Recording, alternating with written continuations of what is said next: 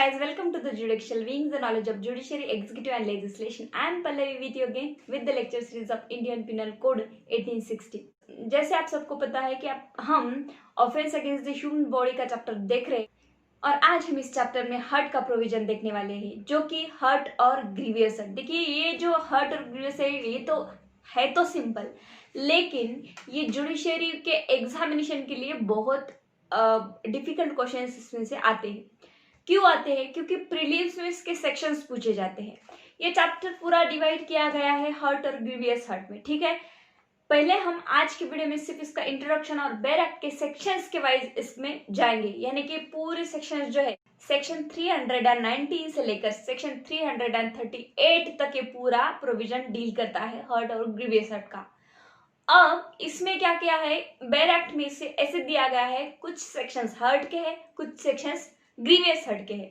उसमें भी कुछ सेक्शन हर्ट में वॉलंटरी कॉजिंग के हर्ट के हैं और कुछ सेक्शंस है जो वॉलंटरी कॉजिंग का ग्रीवियस हर्ट के हैं। तो देखिए, समझने में तो ये बहुत आसान है कि क्या हर्ट है, क्या ग्रीवियस हर्ट है, एक्सेट्रा एक्सेट्रा।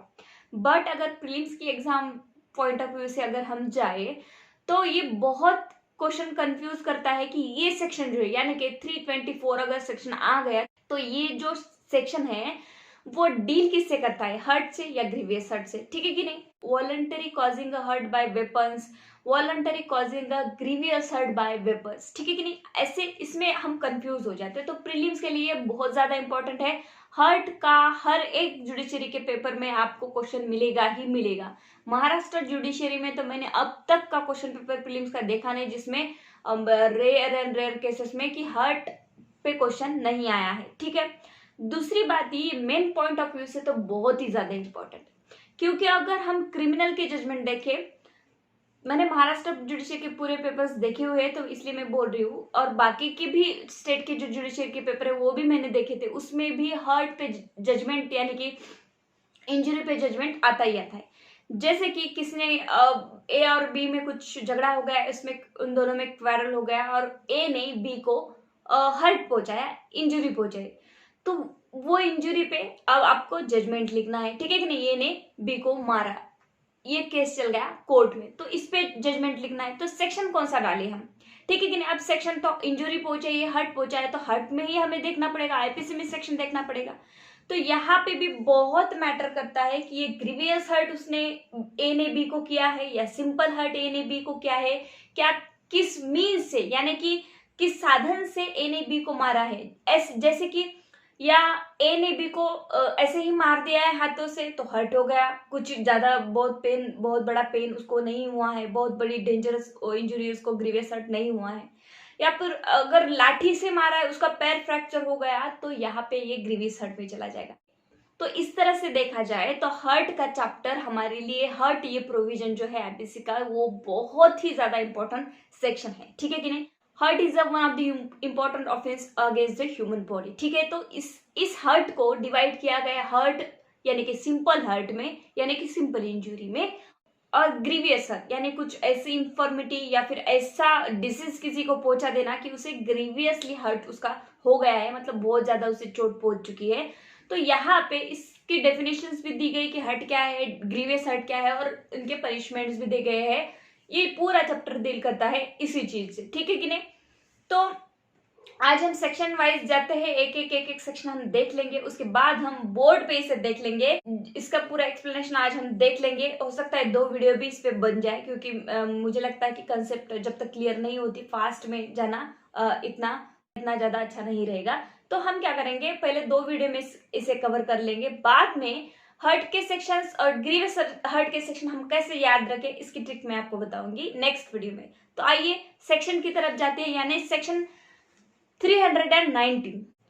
तो देखिए सेक्शन 319 क्या बोलता है, whoever causes bodily pain, disease, infirmity to any person is said to cause hurt। ये सिर्फ हर्ट की बात कर रहा है, ये जो सेक्शन है ये सिर्फ हर्ट की बात कर रहा है, यानी कि सिंपल हर्ट की बात कर रहा है। यहाँ पे 3 इंग्रेडिएंट्स इन्होंने बताए हैं, जैसे कि बॉडीली पेन, ठीक है। हर्ट का मतलब ही बॉडीली पेन। अगर मैं सिर्फ किसी को धक्का देती हूँ तो इसका मतलब ये नहीं है कि उसे मैंने हर्ट किया है, उसे मैंने इंजुरी की है।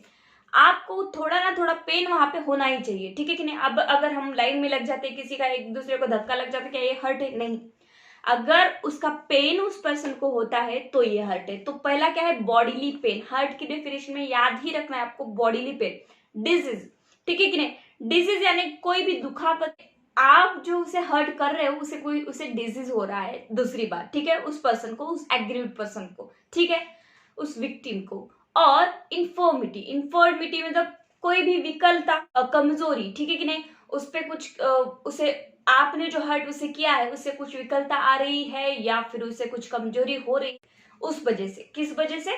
जिससे आपने हर्ट उसे पहुंचा है।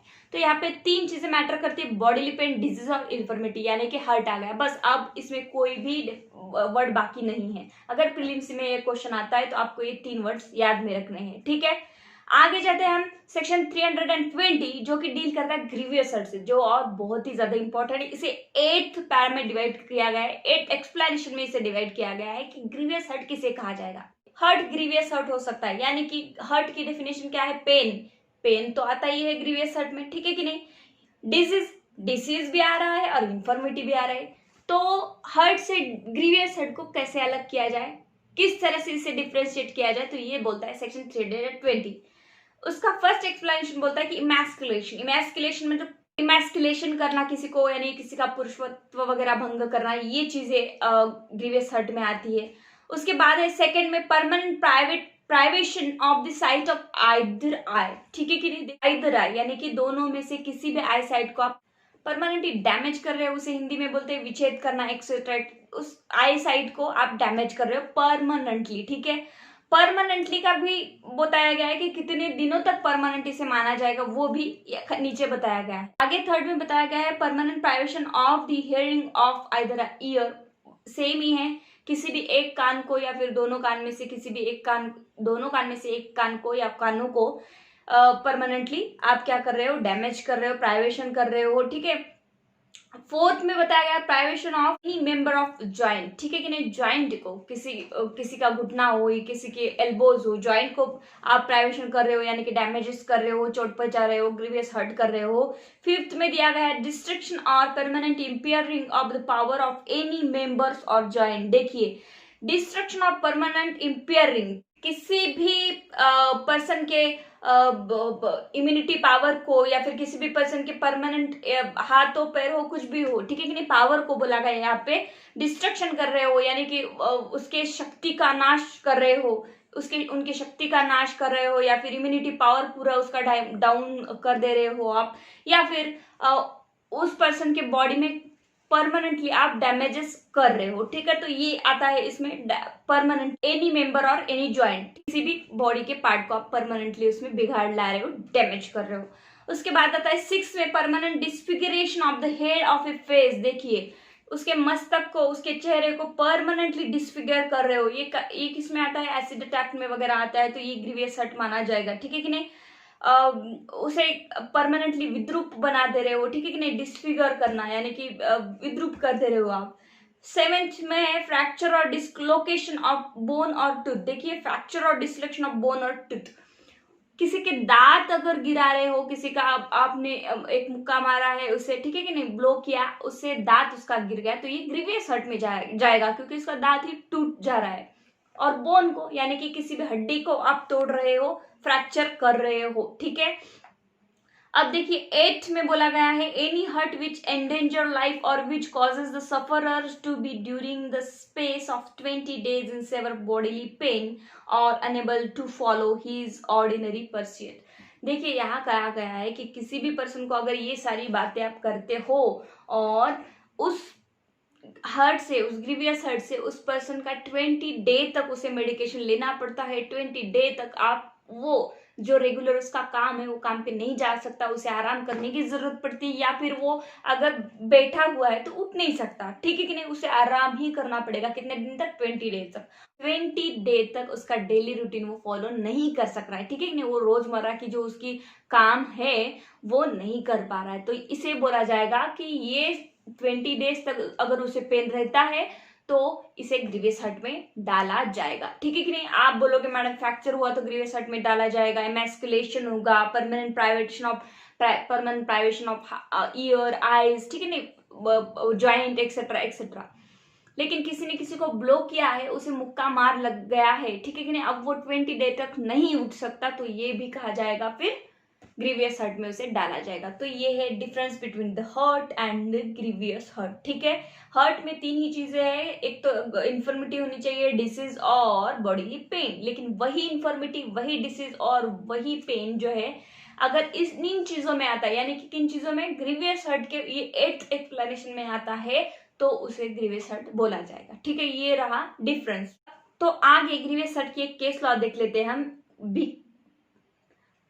केस लॉ का नाम है Bhikkubai versus state of Gujarat. The court held that where injured was asked to go for plastic surgery for injury that he had sustain on left side ear, said injury would fall in the definition of grievous hurt described in the description 6th of section 320 of this code।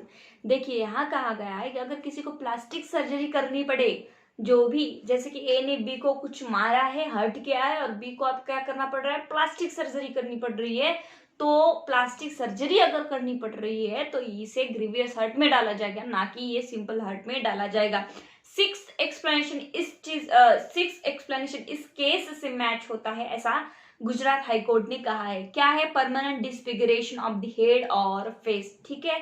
तो ये 6th explanation का एक case law मैंने आपको बता दिया है, ठीक है। तो यहाँ पे एक इलिस्ट्रेशन दिया गया है, ए intending or knowing himself to be likely permanently to disfigure Jed's face gives Jed blow which does not permanently disfigure Jed's face but which causes Jed to suffer a severe bodily pain for the space of 20 days. A has voluntarily caused grievous hurt। देखिए यहाँ पे ए ने क्या किया है, Z को मारा है, लेकिन उसका कुछ डिसफिगर नहीं हुआ है, लेकिन ए ने जेड को जो मारा है उसे 20 डे तक उसे उसका पेन हुआ है, तो ये ग्रीवियस हर्ट में डाला जाएगा। तो thank you so much friends for watching my videos. कल के वीडियो में हम इसके पनिशमेंट्स वगैरह देख लेंगे। Thank you so much.